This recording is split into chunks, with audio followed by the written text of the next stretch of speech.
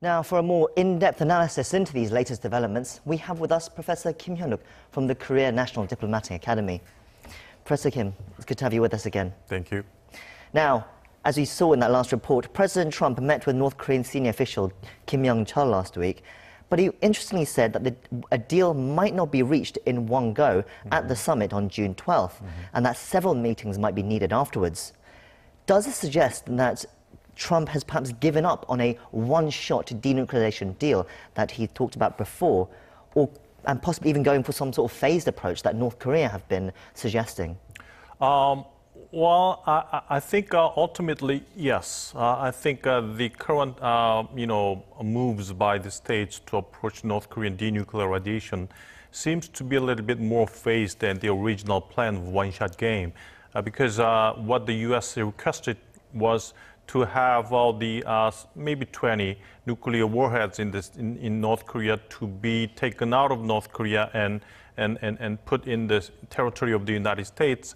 That's first phase, I would say, and afterwards maybe the U.S. can provide some measures for the guarantee of the regime's security of Kim Jong-un, for example, normalize the relations, and maybe afterwards would be the CVID, which would take a lot of time.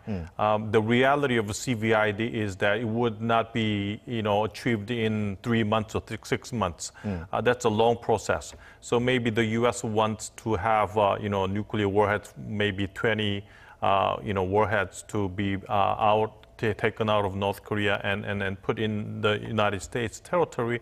So, having said all these things, maybe the phased approach would be more realistic than one-shot game.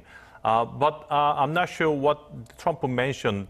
What is the purpose of Trump mentioning the process, the summit meeting to be processed, several meetings? I'm not sure what the intention is. Maybe he thinks of the realistic approach would be phased, or he's just looking into domestic politics. Okay, this is a phase. If he fails at the summit meeting, he knows that the damage in the domestic political arena, and maybe saying to the domestic audience that, okay, this is a process. He would not side in the first summit meeting.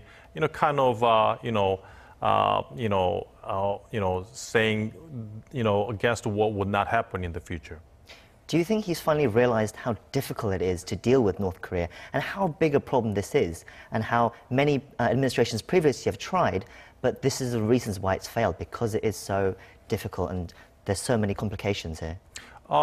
Yeah, maybe, because the reality is not that easy. And against what the U.S. has been arguing. For example, National Security Advisor Bolton, who has been dealing with Libya by himself, has been arguing the Libya model. I don't think the core of the Libya model is to denuclearize first, but to take all the nuclear, materials and weapons, out of Libya and put it in the United States. I think that's the core of Libya model, and I think that's what Bolton has been saying, because that is the quickest way to denuclearize North Korea.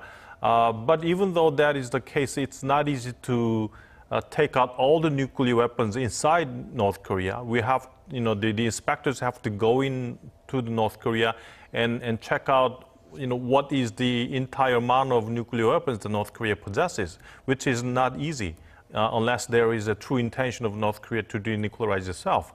So maybe knowing this reality, maybe Trump's scenario might have changed a little bit. Trump also mentioned that he talked about maybe agreeing on a declaration that formally ends the Korean War. What do you make of that development? Do you think it could be achieved? Yes, after the Kim Yong-chol's meeting with Trump, President Trump mentioned a possibility of the declaration of the Korean War end, maybe by 3 parties, including South Korea.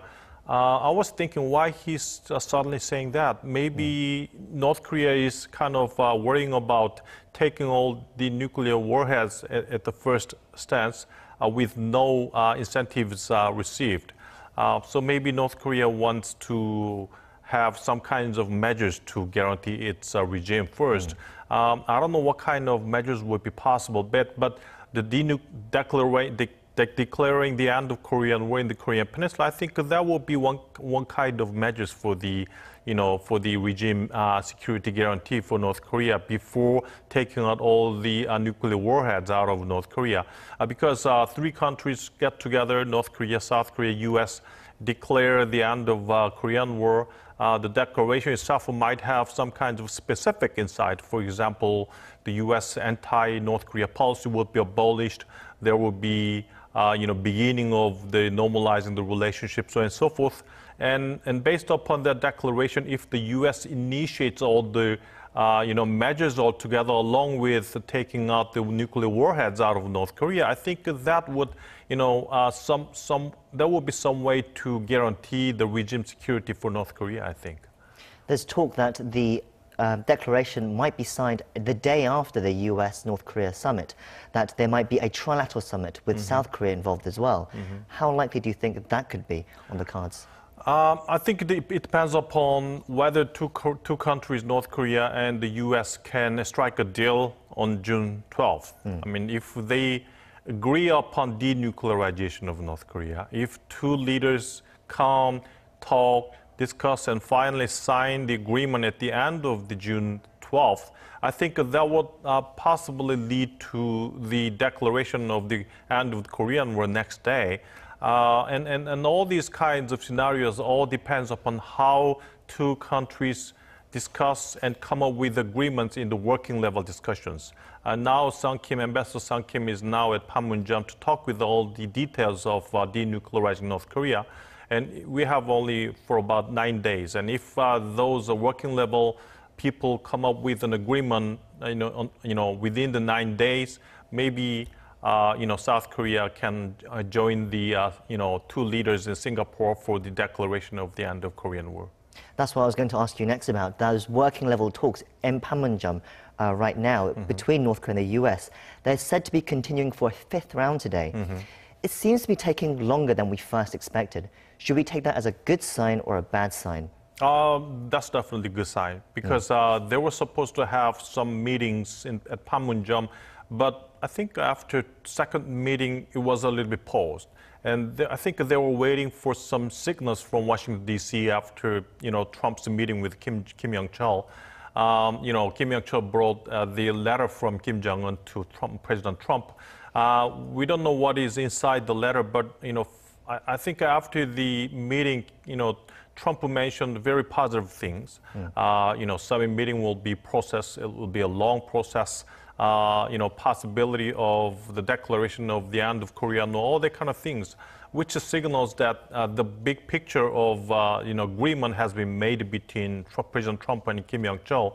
So I think based upon that, the Panmunjom, there will be more and more talks between Sung Kim and North Korean and head of delegations about how specifically they come up with agreements so that on June 12th, the two leaders finally could be, signing at the agreement. So another development that's coming out of North Korea at the moment, that there seems to be reports saying 3 of the regime's top military officers have been replaced. We're not sure what's happened, whether they've been fired or whether they've been retired. We're not really sure. But there are suggestions that even that Kim Jong-un was looking to silence any objections to his change in stance towards South Korea and the US. What do you think of this sudden change of leadership in North Korea right now? Even in North Korea, there are a lot of, people, military people, government people, bureaucrats who are worrying about the future of North Korea at this juncture. Kim Jong-un, the great leader, suddenly came up with a denuclearization slogan, talking that this would lead to a very great economically prosperous nation of North Korea. People are welcoming it, but at the same time, very conservative people within North Korea are worrying about these kinds of moves. What if we give up nuclear weapons? All these kinds of old conservative military people would be worrying about what Kim Jong-un is doing. That's the same in the United States. A lot, it is only President Trump himself that is pushing hard on the deal between in the summit meeting. Other people in Washington, D.C., elites, congressmen, experts, they are all concerned about what Trump is doing. What if Trump is doing something wrong for the sake of his own desire and achievement, political achievement? So same thing is happening inside North Korea. So even though Kim Jong-un, in his initial phase, purged a lot of military people and swifted the core of his power from the military to the Workers' Party, still in the military there are people very conservative worrying about what Kim Jong-un is doing. So, this purging and changing these three top military officers to be a signal to the military people. You just be calm down. This is my moves, my policies, so that no more objection will be arising against what Kim Jong-un is doing. Possibly Kim Jong-un putting his foot down. So now there's only 8 days to go till the North Korea-U.S. summit, that's the date that's been scheduled anyway. We hope it's smooth sailing till then, but what are the things that could go wrong between then and now? I mean, what do you think the parties need to be careful of? Still, there are some, strong hardline voices within the United States. When Trump and Kim Yong-chol met the Bolton, Spencer, the Vice President Pence and National Security Advisor, Bolton has been excluded from the meeting, which is a signal that they are very hardline. They would, influence what Trump would talk to Kim Yong-chol. So Trump, I think, intentionally excluded them from the meeting with Kim Yong-chol. So those voices within the United States, I think, could be some possible hurdles to the way to the summit meeting. Another thing I think is that we have to be careful about the role of China. Even though there might be possibility of 3 countries joining the declaration of the end of Korean War, China is very much worrying about itself to be excluded from it. It might not be excluded from the peace treaty, but it wants to be actively participate in the initial phase of discussions about the peace treaty discussions, which is the declaration of the end of Korean War. So I'm kind of worrying about China to have a negative role in dealing with all this kind of peacemaking process in the Korean Peninsula. There's even talk of Xi Jinping coming to Singapore on June 12th. There were initial reports, but maybe it's not happening right now. What do you think? If President Trump does not invite him to Singapore, he has no reason to be there. I don't think he will be there unless there is a formal invitation by President Trump and leader Kim Jong-un. Thank you for your time there, Professor. That's all we have time for. Thank you for coming in, as always. Thank you.